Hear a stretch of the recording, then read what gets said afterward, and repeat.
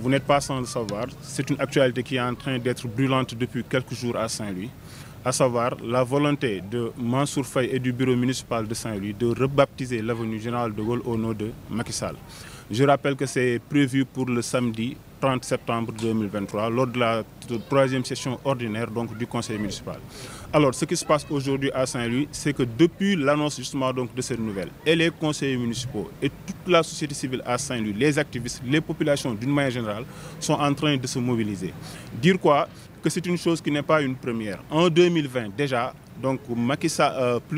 Mansour Faye avait voulu faire passer une telle proposition qui ne trouvait pas l'adhésion des populations de Saint-Louis, ce qui avait voulu une mobilisation qui était exceptionnelle et qui avait conduit le bureau municipal d'antan, le maire à sa tête, à renoncer justement donc à cela. Alors, on ne peut pas comprendre aujourd'hui, 3 ans après, une décision qui n'avait pas du tout été approuvée par les Saint-Louisiens, que le maire revienne à la charge donc pour lui. Donc nous reviendrons tout à l'heure de manière beaucoup plus détaillée sur ces éléments. Mais dire que depuis l'annonce, un groupe de conseillers municipaux s'est mobilisé pour dire non et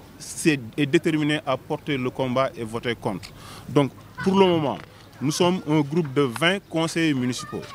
Continuons à lancer l'appel au niveau des autres conseillers municipaux pour qu'ils rejoignent ce combat au nom du principe, nonobstant toute obédience politique, toute appartenance politique.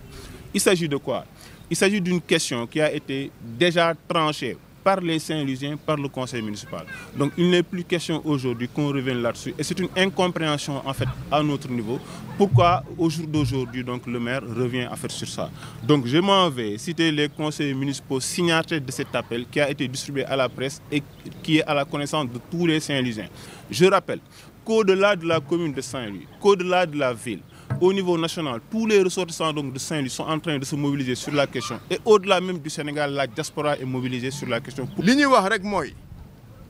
fii nga xam ni moo indiwaat coow li andi woon na fi coow ay jamono en 2020 déjà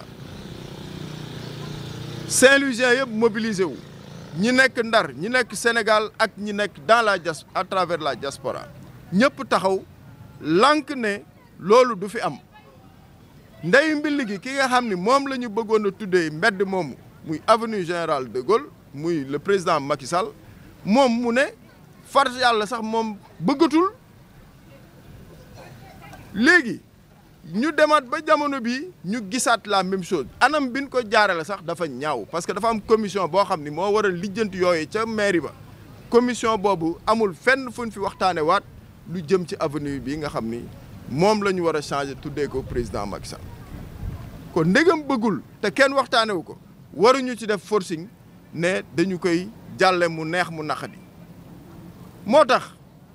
ñun conseillers municipaux yi ñi ngi demander Saint-Louisiens yëpp ñu ñëw assister jour boobu parce que loi bi maye na ko yoon maye na ko am na partie bu ñu réservé pour le public ñoom ñëpp ñu ñëw massivement ñëw fekke si réunion boobu nga xam ni conseil municipal daf koy tenir samedi bii di ñëw muy 3e session bi mobilisation boobu la ñuy demander na ñëpp bàyyi li ñu doon def bàyyi fi ñu doon dem te ñëw taxaw parce que dëkk bi moo woote Ndar moo woote ñi ne ci diaspora bi nag xëy na duñu mën a ñëw mais seen xel mi ngi fi kon loolu la ñuy doon wax di ko sànni Saint-Louisiens yi ñu mobiliser wu parce que tamit lii mbéjum kanam la te mbéjum kanam borom moo ko mën a fajal boppam